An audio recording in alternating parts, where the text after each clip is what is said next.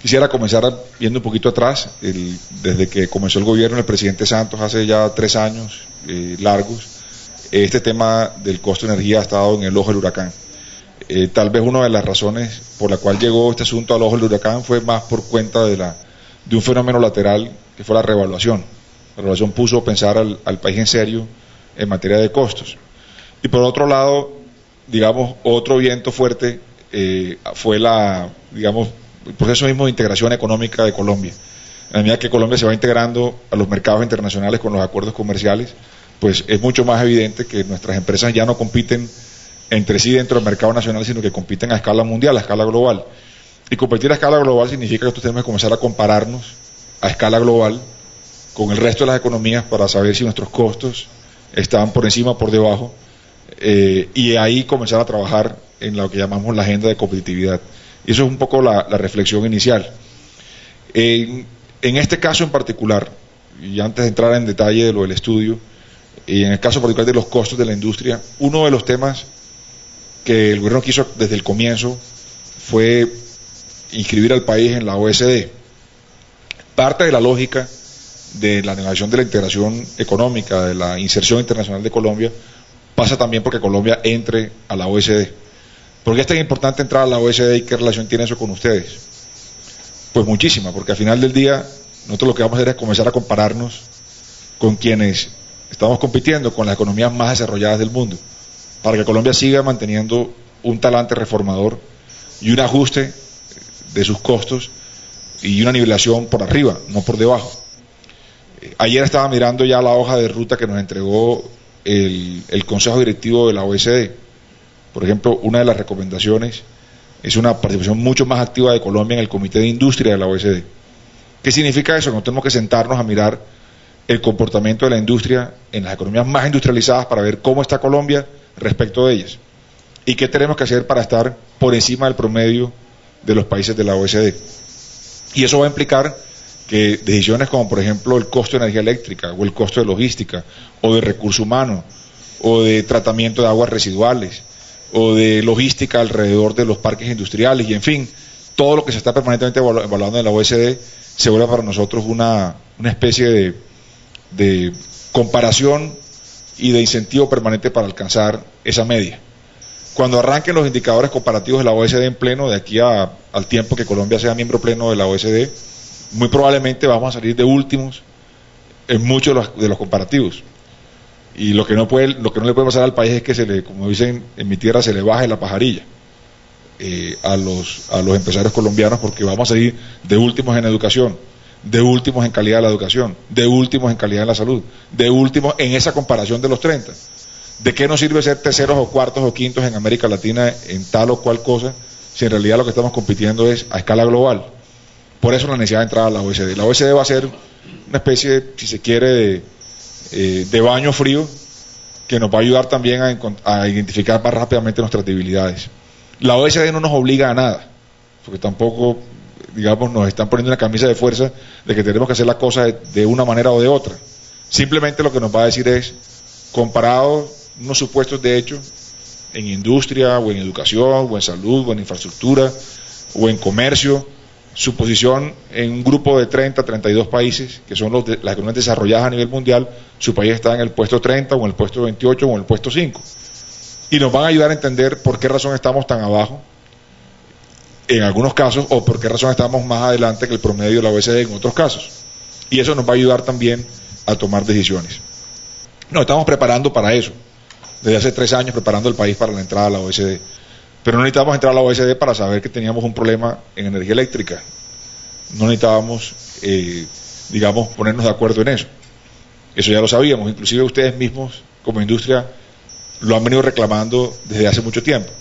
Por esa razón, en el plan de desarrollo del 2011 se tomó una decisión que era fácil de tomar, digamos, entre comillas, era fácil de tomar en el sentido de que era evidente que se debía tomar, que era la eliminación de la sobretasa del 20%.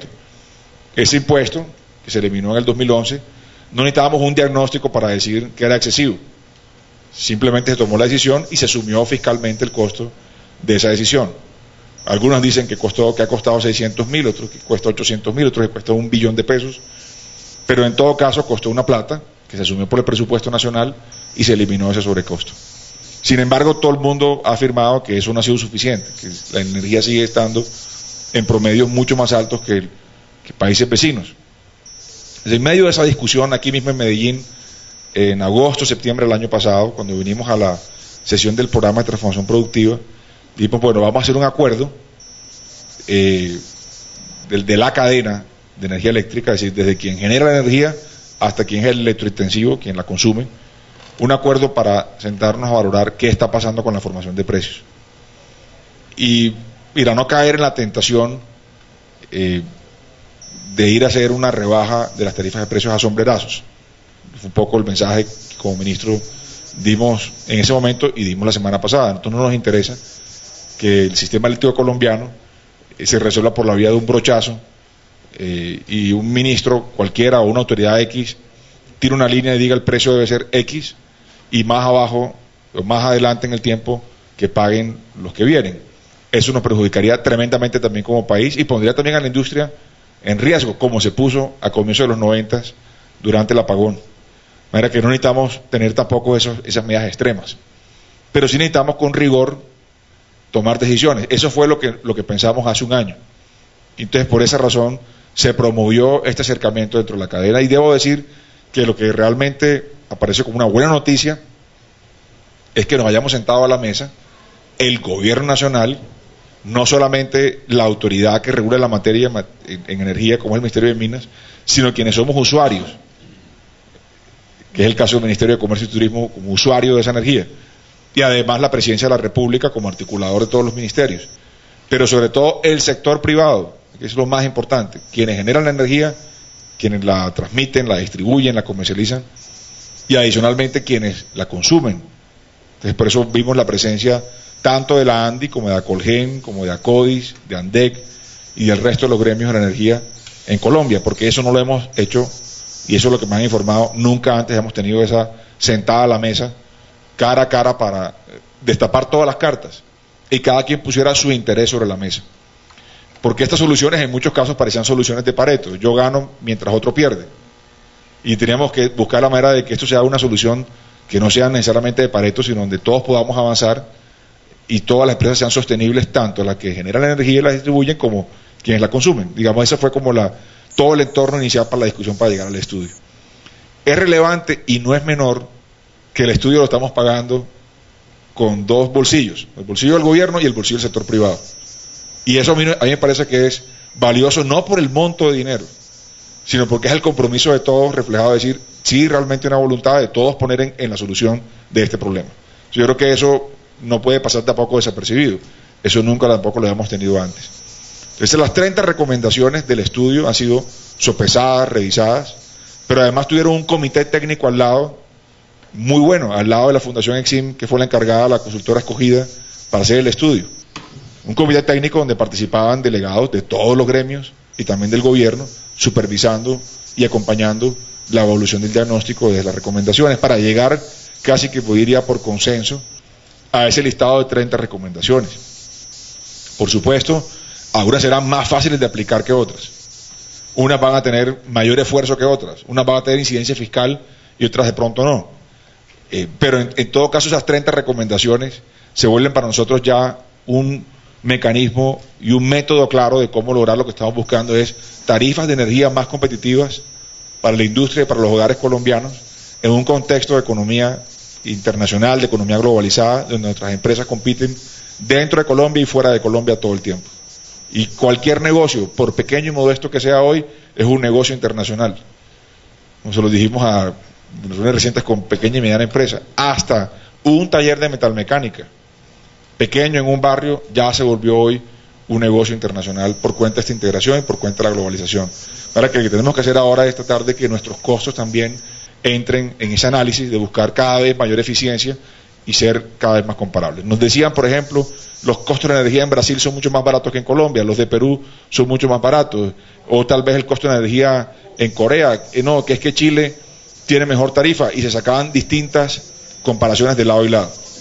Este estudio tomó, digamos, ese problema por los cachos, hizo un desnudo de muchísimas de las economías con las cuales nos estamos comparando, para que sepamos exactamente si es verdad o no es verdad que tenemos energía más cara o más barata, sino que comencemos a entrar en una zona de análisis correcto de cómo tomar las decisiones. Entonces, lo que queremos hoy básicamente es presentarles a ustedes este estudio. Los consultores están aquí, ellos son los expertos en la materia.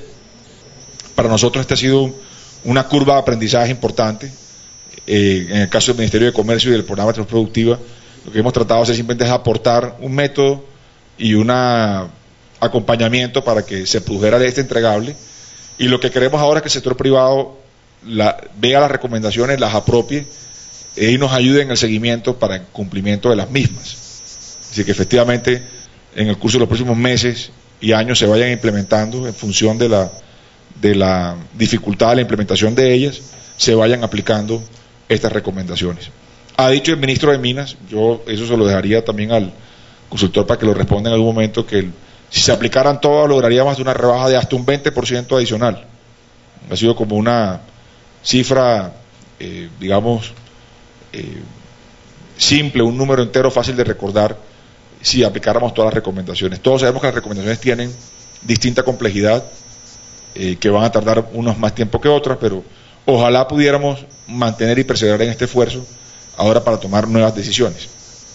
Y a eso es lo que el gobierno quiere apostarle. Si logramos coger esas 30 recomendaciones y convertirlas realmente en una hoja de ruta para el trabajo. Ya Planación Nacional también las conoce, estamos buscando que Planación Nacional le haga supervisión a estas recomendaciones, que las incorpore como parte de una política sectorial también de apoyo a la industria.